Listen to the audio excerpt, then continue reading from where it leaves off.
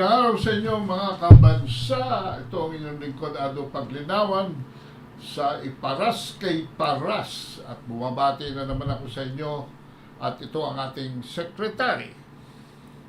Magandang hapon po mga kababayan. Ito po ang inyong lingkod at kaibigan, former Secretary Jing Paras. Dito po tayo sa Iparas kay Paras program. At bumabati po tayo ng magandang hapon muli sa ating mga kababayan.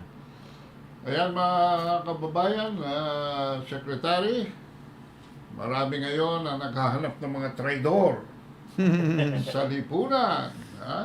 At ang unang nambabato ay ang gobyerno sa mga panahong ito. Pero meron tayong ibang anggulo ngayong hapon na ito. At tayo babalik sa kasaysayan para malaman natin ang punot dulo kung sino talaga ang mga traidor sa bayan.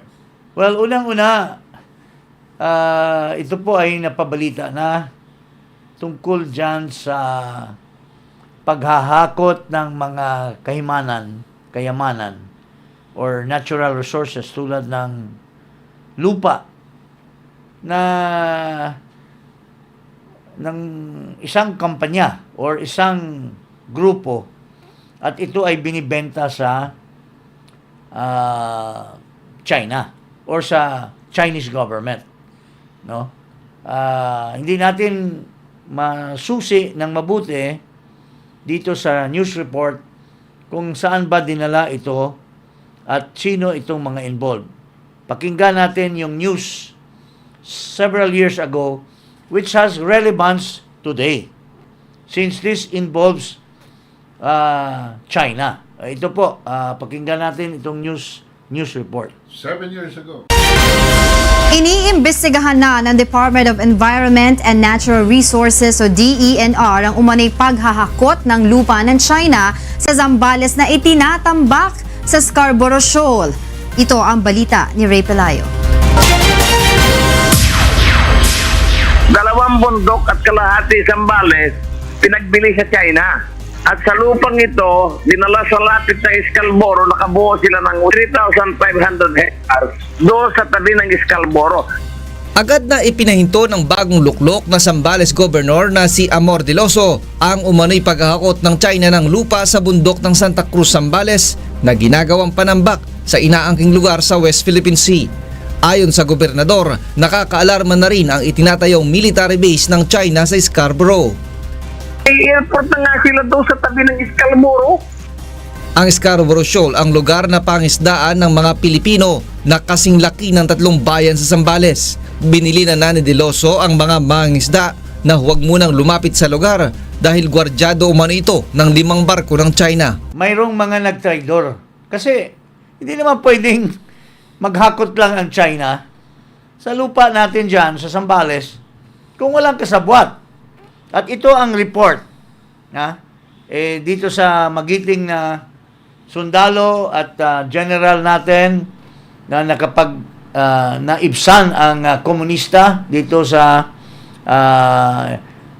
LTF-LCAP, ang ating butihing general, General Parlade. Mayroon siyang siniri-report nung panahon pa tungkol dito sa paghakot ng lupa. Ito, pakinggan natin at tingnan natin kung anong sinasabi ni General Parlade. Nung nagbubuhos ng dolomite doon sa West Philippine Sea, panahon ni Pinoy yun, panahon ni Pinoy. Pinakita ko yung mga pictures. Dito yan nagsimula. Yan, kita nyo yung picture na yan. Ayan, ang itsura ng mga islets doon sa West Philippine Sea nung sinisimulan pa lang. Nasaan kayo? 20 yan ito, 2013, 2014. Nasaan itong mga kritiko na ito? Hindi sila nagko-comment dyan. Hanggang nabuo na yung mga isla na yon, 4 niyan, tapos naging military bases na mga incheck. 2016 nung nakumpleto at yun nagkaroon ng arbitral ruling. So ngayon sinisisi nila ang gobyerno, pangulong presidente na hindi raw ina-actionan yung ruling na yon. Paano mo yan na-actionan? Nakatutok sa iyo yung kanyon ng incheck, yung mga ang tanong, ano ang ginawa nila nung ang mga isla na ito ay ay tinatambakan? Sabi nila ang comment ng isang ano doon, netizen, sabi niya, tulog ka ba nung nagpa-file ang gobyerno doon sa arbitration? Tulog daw ako. Sabi ko, hindi nga ako makatulog kasi at that time, nandun ako sa J3, sa operations ng Armed Forces at nire-report namin itong mga reclamation na ito ng incheck doon sa West Philippine Sea, panahon ni Pinoy, pero hindi nila pinapansin. Lately, nalaman namin, 2017 ito nung nalaman ko, yun pala, ang may clearance nito, si Executive Secretary Paquito Ochoa. Ito, pangalanan ko na para tumimik na ito. Ito kaya pala, every week, ito si E.S. Ochoa, nandun sa Basilan, sa Zamboanga, para mangolekta nung share niya doon sa mga dolomites at sa mga lupa na dinadala doon sa West Philippine Sea. Galing yan doon sa Tumbagaan Island. Ngayon, patag na. Ngayon, halos nasira na yung isla. Kaya nandun na yun sa Languyan Bay ngayon, sa Languyan Island, yung mga kinukuha ng mga, after nung naubos yun, tumawid na doon sa Languyan Island. So, napakadami nito, Zambales, Mindoro, Palawan, lahat ng mga quarries natin nag-contribute ng lupa doon sa West Philippine Sea. 2014, 2015. Tulog daw ang AAP. Kaya nangyari yun. General Alam ko, before final message, ibig sabihin po ba nito yung sinasabi kasi ng Aquino administration na isa itong kaninang legasiya, itong pagkapanalo natin sa arbitral ruling na itong sa West Philippine Sea, mukhang sa kwento niyo po sila ang mukhang nagpalala-pala ng sitwasyon po doon. oh yes, alam mo, walang kasing laki pa lang ng basketball court ang reclamation doon. Ni-report na namin ito kasi nakuha na namin ng picture ito. Hindi nila ina-actionan. 3 months, 4 months, 5 months after, every week, every other week, may picture kami. Hindi nila ina-actionan. Alam mo, nung meron malaking building doon sa isang isla, eto na nga, mga military structures na yung nandoon, ayun, may lumusot niyan sa media na litrato. At doon nagsimulang malaman ng taong bayan na mayroon palang nangyayaring reclamation doon. Ano ang ginagawa ng incheck ng Pilipinas? Wala. Bakit? Kasi binibili sa kanila, binibenta ni Paquito Ochoa yung mga lupa. Wow. So he earned from it. Oh yes, Ibinenta definitely. pala tayo. Binenta tayo. Ngayon, sasabihin nila ang traidor yung Pangulong Duterte, administrasyon nito. No, I'm sorry, Executive Secretary Ochoa, nananahimik ka. Ang tagal ko na itong sinasabi. Walang sumasalungat dun sa sinasabi ko. Kasi alam nila, totoo ito. Ang daming sundalo nakakalam yan. Nireklamo ng ating mga Naval Task Force sa Mindanao yung pagkuha ng mga barko na ito, pagkuha ng mga lupa doon sa isang isla sa Mindanao. Alam mo ang sagot ng Malacanang nung pinadala namin yung report? No, you secure them. Pinasecure pa doon sa Navy yung barko ng incheck na naghahakot ng lupa. Albert de Rosario, do they know this? I think they know it. Sa highest level, alam nila ito. Kaya yung tribunal na yan, drama-drama lang yan. I even asked the Chief of Staff then and the Secretary, National Defense, sir, why don't you call for the convening of the National Security Councils? This is serious. Ilang isla na yung, alam mo, wala pang alam ang buong Pilipinas noon na mayroon ng reclamation. Why? Kasi nga sinusuppress yung balita. Walang lumalabas na litrato, walang lumalabas na ano. Ang sabi ng Malacanang, let's maintain our relationship with China. Let Aquino said that. Noynoy Aquino presidency said that. Yes. At kaya hindi nag-convene ang National Security Council kasi siyempre malalaman ng ibang presidente bakit ganyan ang nangyayari. National Security Council kasi kasama dyan yung mga past presidents, ang daming kasama doon. Wala, 6 na tao lang ang nag-attend ng meeting na yun. So ang desisyon, wag nating let us not rock the boat. Ituloy lang yung kaso, but let's not rock the boat. Why? Kasi for every barge na puno ng lupa na tinatambak doon sa West Philippine Sea, ang laki ng kinikita ng Ochoa. At saka yung mga kasama pa nila dyan. Sino pa yung iba? Sino pa yung iba? Sila Lacerda? I don't know really. Okay, basta you're just sure about Ochoa. Oh yes, kasi every week nandun yan sa Zamboanga, nangungulekta ng duffel bag ng pera niya. Grabe. Saan ba itong Ochoa ngayon? Ha? Sino ba itong Ochoa na ito? Ang sinasabi? Ha? Ito ang partner ni Lisa Marcos sa kanyang law office. Ha? Marcos Ochoa. Ha? Serapio Serapio Tan. Tan. At noong panahon na yan, partner pa sila sa law office nung most. So, hindi naman natin sasabihin na nung panahon na yun ay nakikinabang din si Lisa Marcos sa pinagkikitaan ni Ochoa dyan sa... Yan ang mga dapat imbestigahan. Dapat imbestigahan itong Ochoa na ito. Kongreso. Kasi nasaan ba itong Ochoa na ito ngayon? Marcos Jr. Hindi ba nasa opisina mo ito or advisor mo ngayon ito, Mr. Marcos Jr.? At saka bayaw yan. Ni At Secretary saka Housing. kaya nga lalagay yan si Acosar dahil dito kay Ochoa. Magbayaw daw yan.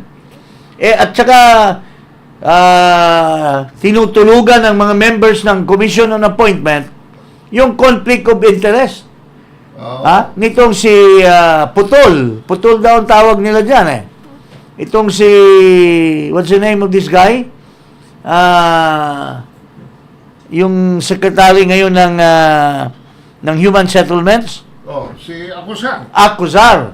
We are not making Acosar here, We are just... We are not accusing. we are not accusaring here. We are just saying that itong Acosar ay brother-in-law ni Ochoa. At si Ochoa, partner ni Lisa Marcos. At Ochoa ay nabalitaan natin na advisor ngayon sa kasalukuyang administrasyon. At may mga nagsasabi na siya ang nagtulak kay Acosar na magiging Secretary of the Housing and Settlement. And that is a conflict of interest dahil ito ang isa sa pinakamalaking kontraktor ng housing. So, what will prevent him from pushing his company to get the transactions of the housing authority for his company to gain more money from the government? Ang dami kasi naghahanap ngayon ng mga trader from within daw. From within. Yes. Anong tawag mo riyan? At saka ito rin yung na-chismis na yun ang naghinto. May in-expose na papeles si Ginang Marlica at ito ay kinonfirm ni President Duterte na itong PIDEA ay nagkaroon ng aksyon na i-raid yung isang request for operations. Isang aksyon na i-raid yung isang suspected venue, a condominium in Rockwell. Na yun daw ay ito yung venue ng mga nagko-cocaine. Ang isa sa naglalagay na pangalan ay itong si Maricel Soriano, di umano, at itong Bongbong Marcos. At sabi nitong operative ng PIDEA, hindi daw nila na ituloy ang pag-raid dahil mayroong isang cabinet secretary na pumigil. And di umano, it turns out to be this guy by the name of Ochoa. Yun ang sabi sa blog ni Maharlika, mga kababayan. So, isa pala sa mga pambubudol ito ng pamilyang ito, no? Dahil yung asawa, kunwari, kasama ni Sara Duterte, pero yung may bahay, kasama naman ng mga dilawan. Paano? Yung may bahay ng presidente. Si Marcos Araneta. No. Dilawan pala. Kahalubilo mga dilawan. Dilawan. Kaya nga tuwang-tuwa ngayon yung mga dilawan tulad nung isang sumisiping sa driver. At gumastos ng pera galing sa drugs. Ayan, isa yan. Mayroon pang isa dyan. Yung spokesperson ng talunan na kandidato ng Dilawan for president. Mayroon pang isang dating ni Noynoy Aquino, cabinet secretary sa politika. Daldal din ang daldal. Dati bungal yan dati eh. Ngayon, Oo. nakabili na ng pustiso. At di umano, tinutulak na nitong may bahay Oh. na mawala si Sara Duterte Yes. para ang ipapalit niya Yun ay yung ang tutulak. kalaban ni Bongbong Marcos na hindi lang dilawan, kundi pinklawan. So, ito yung mga Sus, nandyan Mario ngayon. Joseph. Nandyan ngayon ng mga sabi ni Aimee, ito yung umaamuyong. Ito yung umaamuyong. Itong Ochoa, nandyan sa Malacanang daw, yung isang spokesman, yung isang niligtas ni Bongbong na nakipagsiping parati sa driver. O, ito namang isa, yung bungal dati na nangligaw ng or boyfriend daw ito ng isang senador na leftist. Okay. Ito ngayon yung nagtutulak natanggalin si Sara kasi gusto niya ilagay si Leni Robredo. So going back to the expose of Parlade, Mr. Marcos, ikaw ay pinapalabas mo, Mr. Marcos, Macoy Jr., na si Duterte mayroong mga secret deals. Eh, hindi naman pala totoo according to Parlade. Biniblame niyo si Duterte. Ang may malaki palang sala, Secret? ang may secret deal pala dyan sa Scarborough Shoal ay ito. Minimension ni Duterte, ni Parlade na si Ochoa na kasalukuyan na kakampi nyo. O, anong masabi mo dyan, partner? Masasabi ko dyan, hindi pwedeng hindi alam yan ni Sara Marcos dahil sila pa ang magkasama sa abogasya. O, at ano dapat ang gagawin yan? That's treason eh. Ha? Di ba? Treason. Hindi ba pwedeng imbestigahan at si Parlade is more than willing to testify because he has pictures, he has knowledge of the fact na nagbibenta at kumikita pa itong si Ochoa dito sa kalukuhan na ito. Kasi laki nung panahon ni Noynoy Aquino. Kasi laki pa lang daw ng basketball court. Nakuha na nila yung picture. Oh, tapos nagsasabi si Del Rosario, may he rest in peace, na itinregulate tayo ng China. Naglagay sila ng reclamation, naglagay sila ng base diyan sa Scarborough Shoal. Pero turns out pala na yung kasama niya, na amo niya doon sa executive secretary nung panahon na yon, yung pala daw ang nagsusupply. Supplier. At nagbuo nung Consortium. reclamation ng Scarborough Shoal. O, tingnan mo. Ito dapat ang bibitayin, dapat. Ang mga taong bibitayin ng ating mga taong bayan. At dapat malaman ito ng armed forces at saka ang mga ordinaryong mga sundalo at mga pulis na ito ay moro-moro lang lahat ngayon dito sa administrasyon na ito. Yung pala mga islang yan ay joint project ng China at saka ng Pilipinas. Yes. Courtesy of what Parlade says, Mr. Ochoa. Can you imagine that? Tayo ay nanganganib sa gera kasi hinahabol natin yung China. At the back of it pala, it's a Filipino traitor who is the one supplying all these mga materials na to. Can you imagine that? Next time, kausapin natin dito sa ating program si General Parlade. Imbitahin natin. So, yun po ang nakakatakot ngayon. Hindi mo na alam kung sino talagang mapagkatiwalaan natin sa gobyerno ni Marcos. Tapos, it's now being controlled by Dilawan kasi itong asawa ni Marcos ay Dilawan din naman ito eh. Pinsan ni Marrojas ito eh. So, she was never Duterte by heart. Actually, sinusuklaman niya yung mga pamilyang Duterte. Noon pa, nagtanim na siya dyan. Nagtanim na siya, noon pa. Okay. So, yun po mga kababayan. Now, talking about betrayal also. Another secret. Another secret is ito. Sinong may kinalaman dito sa Disqualification. disqualification ni Mamba. Hindi natin alam kung sinong dumukot niyan eh. Kasi nanalo na yan sa COMELEC, ni-reverse ng Supreme Court. Hindi natin alam yan. Isa pa yan sa mga kababalaghan na nangyari dito sa administration. Tapos ngayon, dinidisqualify siya bilang governor ng Cagayan. Dahil siya yung napaka vocal tungkol doon sa EDCA. Ha? Oo. Ha? Oo. So, ganun kabingatibo itong gobyerno na to. So, paring Ado,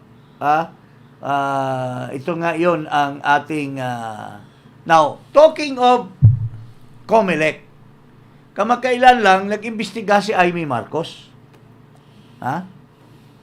At itong bagong nanalo na contractor ay kini-question ni Marcos na mukhang niluto daw di umano ng COMELEC. Dahil unang-una itong contractor mayroong mga kapartners na hindi man registered na contractor. Ha? Oo. Wala namang lisensya. Paano naging... At saka, hindi naman talagang tunay na joint venture. Ha? Oo. Itong isa, hindi naman talaga, itong Koreano, hindi naman talaga yun ang may pera. Kundi itong contractor ang naglalagay ng pera at hindi nag-a-appear doon sa hearing ng walang magawa itong si Chairman Garcia. Kaibigan natin yan, pero hindi ko alam kung ano nang nangyari dito at nawawala na yung pagka man of integrity yata nitong aking kaibigan eh. Ha? What power can do, ha? To people, they get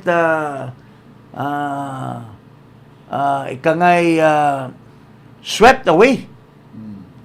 And sometimes you forget your righteousness, pare. Ang gulo-gulo nito, natutuwa na ang tao na natanggal ang Smartmatic. natanggal ang Smartmatic at may pumalit na bago na we are hoping would be a proper procedure, no?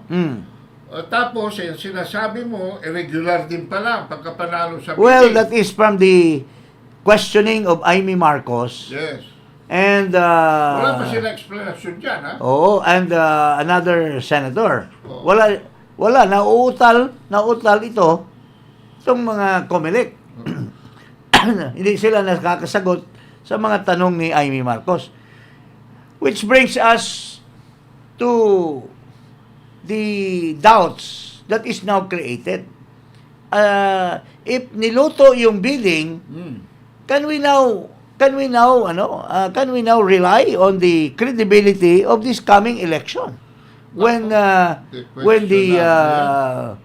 contractor, the automated election operator, doon pa lang sa bidding ay kaduda-duda na, di ba? May bago pang development, Secretary. Sinabi ng Supreme Court na yung disqualification ng Smartmatic was a grave abuse of discretion by the COMELEC. Naku, Buhol-buhol na. bull na. Oo. Parang hindi nagbabago itong COMELEC. Ako, I went out of my way to question the COMELEC then. That's why I filed an impeachment complaint against the former chairman of the Commission on Elections, Si Andy Bautista. si Andre Bautista, who is now a fugitive from justice. And si George Garcia mismo ang nag-report na mukhang indicted daw. Ito, pakinggan natin yung news report.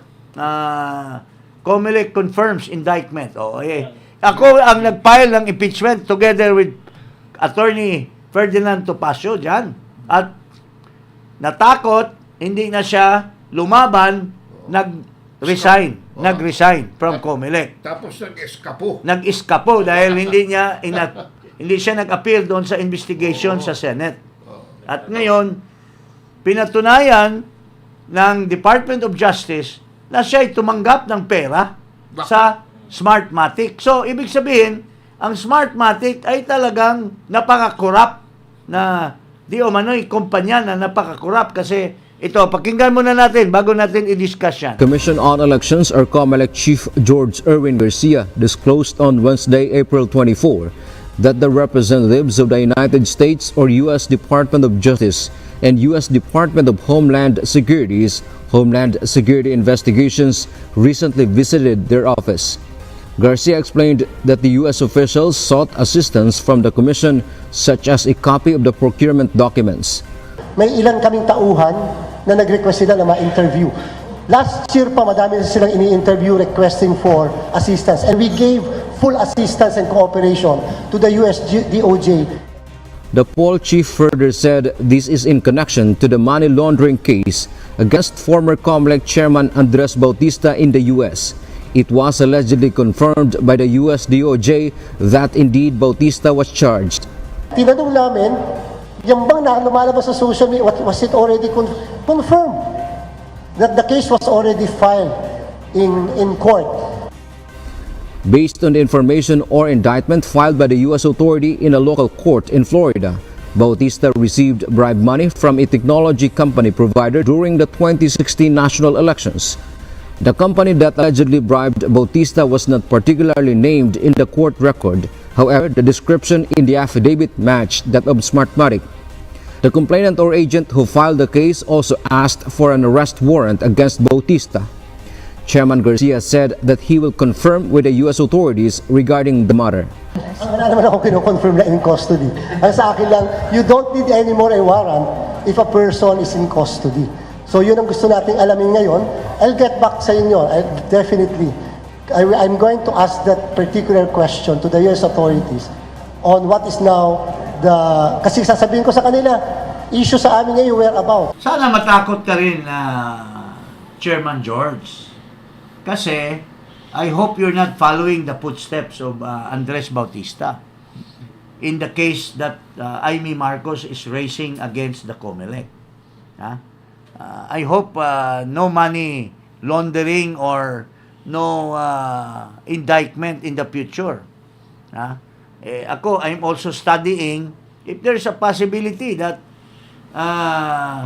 if Amy is able to prove na niluto niyo itong bidding dito sa ito nga bagong supplier itong Korean, baka you'll follow also the footstep of Andres Bautista, who somebody or anybody who is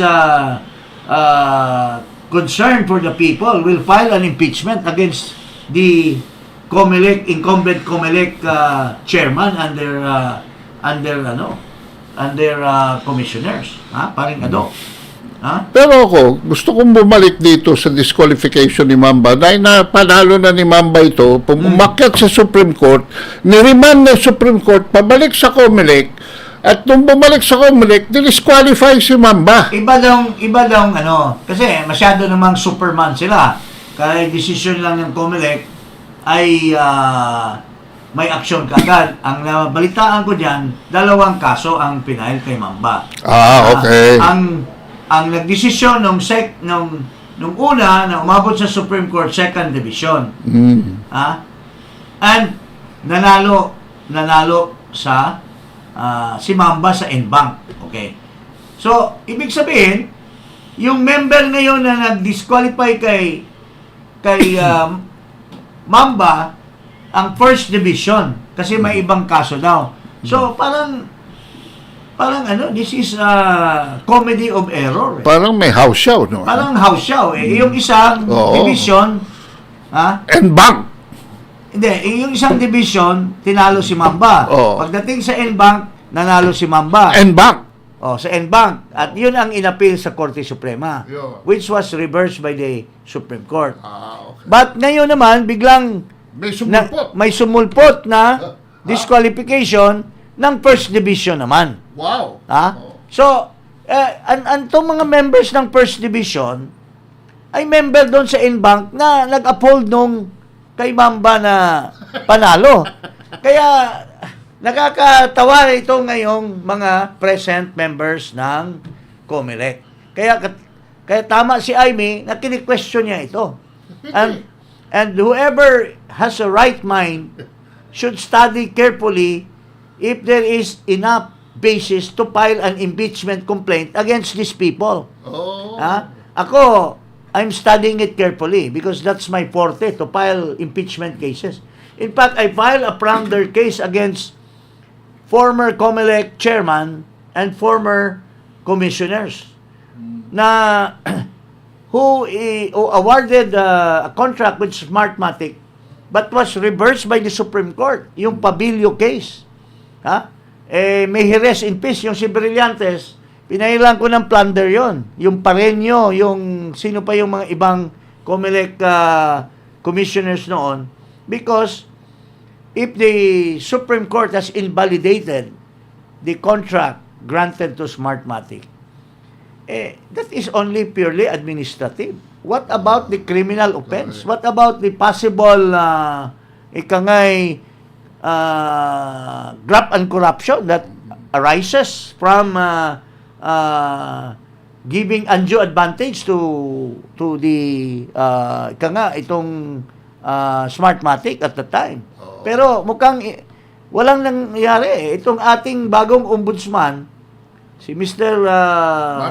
Martires, Kailangan yata ng martilyo. hindi yata kamag-anak ito ni Martires na napakabilis tumakbo sa court. Ito super bagal. Na kaibigan ko to pero nilagay nga ito ni Digong para bumilis. Mukhang hindi nakuha yung dugo ni Yoyong Martires.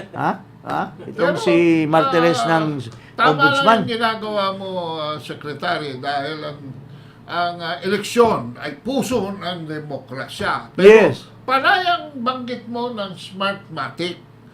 Ngayon, sa First Division, kaliit na bagay, dinisqualify si Mamba. Governor Mamba.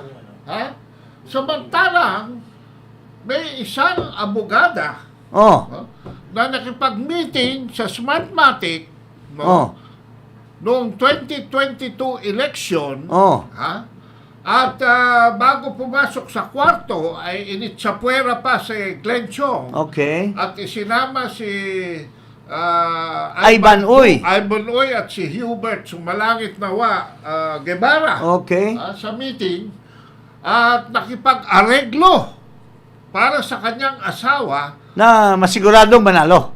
Siguradong manalong Pangulo. Hindi pa pwede yan. At ito ay kinonfirm daw ni Marlica na, Marlica, you wait for a while. Wait, you cannot allow you to be in our secret voting room. Another secret. May secret voting room daw. Secret, so doon pala yata, kasi according to General Rio, pare-pareho ang resulta ng mga polling places nanggagaling sa isang IP address. Isang presinto ng Marikina, isang presinto ng let's say Caloocan ay 369 votes pareho. Yung isa naman 380 votes pareho. Malapit lang. Walang identical number, which is may pattern, impossible, sabi ni General Rio. So, and it cannot be denied. If Bautista is now indicted by the Department of Justice for receiving money in an election, there is no doubt. Kung sanay magbigay ang Smartmatic ng pera, pwede rin magiging corrupt din ang Smartmatic. To make it sure that mayroong sabi-sabi na isang kandidato na kulelat noong 2016 election. Yung boto ng iba, boto ni Binay, boto ni Grace po. Grace po is almost the front runner. Napakagaling nung senador na yan. Pero yun ang inaasahang manalo noong 2016. Yes. Pero yung isang paltos at kulelat ay biglang naging mataas ang boto. Naging At pangalawa. Naging pangalawa. At saka yung kanyang mga abogado Oo. ay yun ang nag-file ng kaso against Grace Po. Ha? Oh. Sinasabi ni Glenn Chong na ang involved daw dyan sa Smartmatic deal na yan noong 2022 ay 8,000 votes. Kung yun ay totoo, hindi nakakuha ang ating Pangulo ng 31 million, kundi 23 million lang nakuha niya. Maski presuming na panalo pa rin kasi dahil ang laki ng 16 lang ang laki ng nilipat ni Sara na boto kasi Sara was very popular, Duterte was very popular. Nadagdagan pero not to extent of 31 million. Not to the extent. If Lenny lost, baka 2 milyon or 1 milyon lamang. He would still be president. But it leaves a bad taste in the mouth because kung dagdagan mo ng 8 million, it's no longer a fair deal, di ba? It's no longer a fair contest. In fact, it is a invalid result. Kasi kung dagdagan mo, ano ba yan? Is that righteous? Ha? Ngayon, bilang isang matinik at matinding abogado ng i-impeach ng mga COMELEC chairman, yung bang patunay ni General Rio at saka ni Glenn Chong ay maaari na magsimula ng isang co-warranto para matanggal yung Pangulo na yan sa pwesto? Posible. Kung natanggal yung Chief Justice noon through a co-warranto proceeding, well, these are people who would be... Kasi hindi na pwedeng i-impeach dahil yung kanyang pinsan ng House Speaker. So, co-warranto tayo. Well, marami rin naman nagsasabi noon na ang presidente ay hawak ang mga congressmen. Okay? Pero nangyari naman kay Erap, hawak niya yung mga congressmen noon. Manny Villar. Siyang naglagay kay Manny Villar. Nagbigay si Manny Villar ng campaign fund sa kanya. Pero nagiging bago ang mga pag-iisip ng mga congressmen kasi dumapo ang Holy Spirit. pag-file ng kaso nabisto ang kabulukan. So nagbaliktaran. So you never know.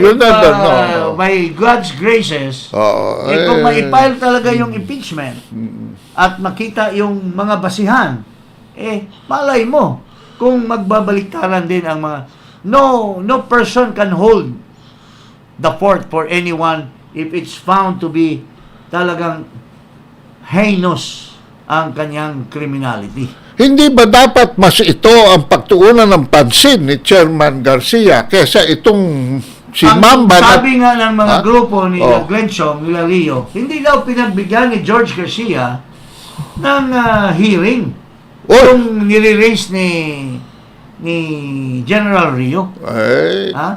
So, siguro magsama-sama dapat ang mga magkakaparehong pag-iisip at mag-aralan yung impeachment nitong mga COMELEC chairman at commissioner ngayong sama na sila. Tingnan natin. Maski palong-palo ang mga congressmen sa kanila, pero you'll never know. Ganon din naman nangyari doon kay Andres Bautista nung pinail namin Dinismiss nga sa committee level Maliit na pero level. Nabaliktad. At eventually nanalo yung impeachment. So, yun po ang nakikita nating pwedeng mangyayari dito sa actually it's all people's will. If the people, sabi nga ng ating Panginoon men proposes, God disposes. Di ba? Yun lang po, mga kababayan. Magandang hapon. Magandang hapon po sa inyo lahat. Magandang pag-uusap. Huwag kalimutang mag-subscribe dito sa Iparas kay Paras at sa aking YouTube at Ado Paglinawan. Secretary, magpaalam na tayo.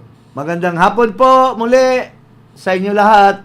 Babalik po kami at ito po ay Iparas kay Paras.